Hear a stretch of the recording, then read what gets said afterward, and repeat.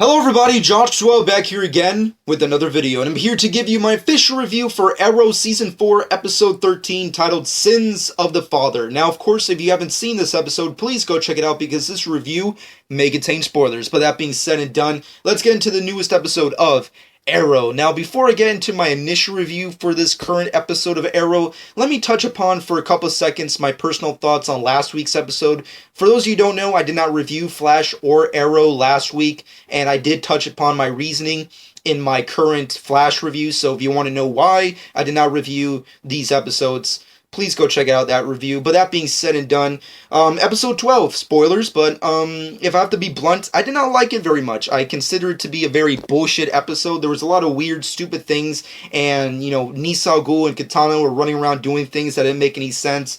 You know, freaking the villain of the week sucked, and it turned out to be Felicity's father for some reason, and then freaking Roy Harper came back, and even though I really enjoyed the fact that Roy came back for an episode, my god, did the parkour stunt work suck ass. I mean, granted, I like, you know, Arrow's stunt work slash stunt choreography from time to time, but oh my god, the last week just, it was absurd, the stupidity that was going down. I mean, like, come on. I mean, like, there was a specific scene that pissed me off to no end, where I can't even verbally tell you what it is. I have to actually show you, and no, I'm not going to show you a clip from the show, but I'm actually going to show you in person the scene that pisses me off so much. This is it.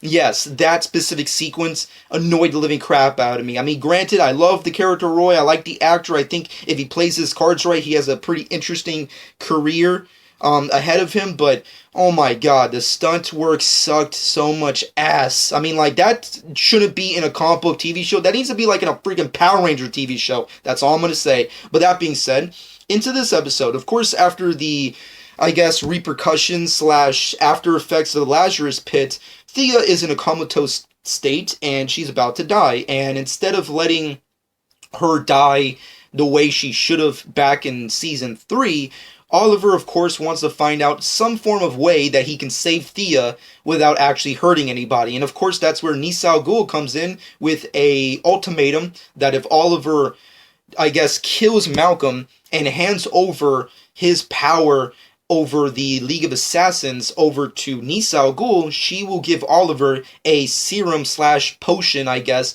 that it's called the Lotus or whatever. I'm just going to call it the Lotus thingamajig. And essentially, within this Lotus thingamajig will cure Thea of her bloodlust, her Lazarus Pit effects, and I guess her, you know, whatever the fuck that's causing her to die at this current state in time. So that's basically what's going down in this episode. And of course, we have the major debacle of Felicity and her father that was teased last week. And for me personally, let's start off with the Felicity father stuff because that was the most pointless of said episode. Felicity, I like her as a character, and it's always been a mystery, her backstory, and after season 3 and after this season, we've gotten a lot of very interesting plot points into the history of Felicity Smoke prior to the events of season 1 and 2 when she joins Team Arrow and basically becomes the most biggest #1 fangirl of Oliver Queen slash The Arrow. And for me personally, I always liked the idea that her past was a mystery, and we never really touched upon it. But her father was always the biggest question mark, which is who was he, who is he, where is he, and everything that's to deal with him. And back in season 2, myself included, with a whole bunch of other people, speculated that it was the guy who killed Shadow, spoilers, but who killed Shadow, and he was running the Amazo ship, and he got his arm cut off by Slade or whatever, which I completely am spacing out on his name. Please, if you remember that character in the comment section below, let me know his name was again, and also let me know whatever happened to him, because I don't think he technically died, like whatever happened to that guy, but whatever. I always speculated that it was that guy who was the father, but apparently we found out that this new villain hacker guy is the father to Felicity, and he's come back to Star City, I guess, to essentially become part of Felicity's life, at the same time, I guess, continue to do his evil deeds of diabolical hacking, you know, and all that kind of craziness that goes involved with it. And I really did not like this subplot at all. I mean, like, Granted, Felicity has had the most interesting ride in this season. I mean, like, she's gone from being Oliver's, second fiddle to coming back to Star City and being, the Felicity we all know and love to basically being crippled and then becoming Oracle and, now she's Overwatch or whatever the fuck, they want to call her. And it's been very interesting to watch that character, just morph into different things throughout this season, but this has to be the dumbest I mean, like, if you thought the Goth Felicity shit was stupid, this subplot is even dumber. I mean, like, granted, it's cool that they brought Felicity's father into the whole scenario, and, this episode is obviously dealing with the sins of the father, hence the title, but, I don't know, I feel like they should have saved this for something else, and if they did do this, they should have spent more time on it instead of ending it where it did. I mean, Felicity obviously turning on her father after, basically figuring out that he's still kind of a bad guy at the end of the day, but my god, I mean, like, there's just a lot of weird things with this episode that when it comes to the father figures of said universe, no one's really that good at being a dad. Not even Oliver. I mean, granted, there's a debacle in that, which I'll get into later, but oh my god, does every dad in this fucking series suck ass? But whatever. At the end of the day, it is what it is. Felicity's father is gone, and we finally know who it is, and it's very lackluster, but that's pretty much all I can say on that front. But on the core of this episode, Malcolm versus Oliver versus Nisa Al Ghul, hands down the best part of this episode. I mean, Katrina Law kills it as Nisa Al Ghul. I wish she was Talia Al Ghul. That's how good she is, but it is what it is. Malcolm Merlin, John Barrowman kills it. Even though I hate the character Malcolm Merlin and I hate the way the Arrow writers write his character, I felt like he killed it in this episode. I think he brought a lot of intensity and just a lot of very Malcolm Merlin-y kind of things that we haven't really got to see in the past 2 seasons. And Stephen Amell, I mean, my god, the more I keep saying this, but the more he continues to portray this character this season alone, the more comic booky he gets. I mean, he was so, like, granted, he was a little Batman-y, a little bit, but overall, the more he gets to play as Oliver Queen, the more iconic he gets as the character of Green Arrow. I mean, he's so freaking great as that character. I don't think he gets enough credit for it, and he's just awesome. I mean, like, the way he has to deal with these ultimatums and these problems, and not to mention his own personal issues, and whether or not he should kill Malcolm or kill Nisa or, just get rid of them both or find a way without actually, sorry for stating the same word twice, but actually, doing something harmful to one another. It's such a great scene and such great performances, and once again, they just kill it. But once they get into the actual battles of this episode, I don't really think it really was done perfectly. I feel like there's been obviously better episodes in previous seasons where we had battles in the streets, and when you have League of Assassins versus League of Assassins, you would think that there would be more epic battles in the streets of Star City, but not really. There wasn't really anything epic about this episode. I mean, granted, Nisa has started a war with, Malcolm Merlin, and Malcolm Merlin is ready to live and die by the sword, if you will, and that's cool and all, but there wasn't really any epic, awesome action / fighting in this episode. It was pretty much lackluster in my personal opinion. However, we do get to the climax of this episode, which is Malcolm versus Oliver, because, essentially Oliver has come up with a plan to essentially not really kill Malcolm, but mortally wound him to the point where he can take the power of Ra's al Ghul from him and give it to Nisa Al Ghul, which pretty much plays out in this episode. Okay, I guess. I feel like they should have played out the fight between Malcolm and Oliver a little longer, considering the fact that, this is technically a fight that all of us Arrow fans have been waiting for since season 1 of Arrow. I mean, granted, maybe they're saving a much more bigger battle between the two in future seasons, but I'm just saying, for a battle that we've been waiting for since season 1 between Malcolm and Oliver, it was pretty much lackluster. I feel like it ended a little too quick. I feel like Oliver didn't really have that much of a challenge. And Malcolm, I mean, like, come on, dude. I mean, you have the power of the League of Assassins and you're head of the demon. Fucking do some cool shit. But no, he got his ass kicked. And obviously the power of Ra's al Ghul goes to Nisa, and Nisa deals with the power of the League on her own, basically disbanding them, spoilers, and pretty much destroying the power of Ra's al Ghul, the ring or whatever the fuck, and pretty much goes off into the shadows and to probably never be seen again. And that's pretty much what happens. And I guess Malcolm, being so insanely angry over the fact of the League being disbanded and the power of Ra's al Ghul being destroyed, essentially he starts I guess, war against Oliver once again. So, which is pretty interesting, especially after seeing the last scene in this episode where essentially Malcolm turns on Oliver and tells Damien Dark that he has a son, which, with that being said and done, let's get into some speculations here. Now that Malcolm has told Damien Dark the identity of Oliver's illegitimate son, I'm starting to think that the person in the grave could be William. Could it be his son?